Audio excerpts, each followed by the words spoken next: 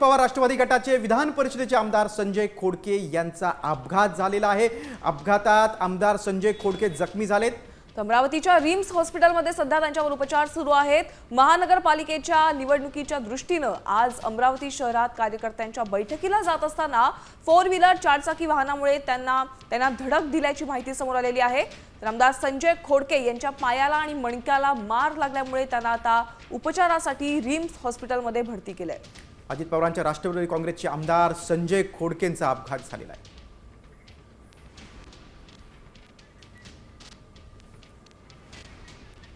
आपण अधिक माहिती घेऊया आमचे प्रतिनिधी अमर गटर यांच्याकडून। अमर, आता खोडकेंची प्रकृती कशी आहे? इथे बघितलं आता आमदार खोडकेंची प्रकृती आता स्थिर असल्याचं डॉक्टरांनी सांगितलं आहे। मात्र महानगरपालिकेच्या दृष्टीने त्यांच्या कार्यकर्त्यांच्या बैठका सुरू होते आणि एक बैठक आटपून ते अमरावतीच्या नवसारीवरून दुसऱ्या बैठकीसाठी जात होते, तेव्हाच मात्र त्यांना अचानक एका 4 व्हीलर गाडीने त्यांना उडवलं आणि त्यांचा जो अपघात झालेला आहे आणि सध्या ते अमरावतीच्या रिम्स हॉस्पिटलमध्ये त्यांच्यावर उपचार सुरू आहे।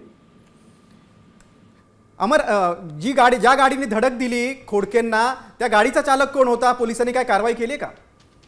आता त्या गाडीच्या चालकाला जो आहे त्यांनी ताब्यात घेतलेला आहे पोलिसांनी आणि तुम्ही बघितलं तर तो चालक होता, तो खासगी वाहन होता चालक होता आणि तो अचानक आल्यामुळे तो अपघात झाला असं पोलीस सांगितलं आहे। मात्र अधिक तो तपास आहे ते अमरावतीचे पोलीस जे आहे गाडीनगर ते करत आहे। अमर, तुम्ही सविस्तर माहिती दिली त्याबद्दल धन्यवाद। अजित पवारांच्या राष्ट्रवादी काँग्रेसचे आमदार संजय खोडके यांचा कसा अपघात झाला ते आपण या दृश्यामधून पाहतो। आता सध्या त्यांच्यावर रुग्णालयामध्ये उपचार सुरू आहेत।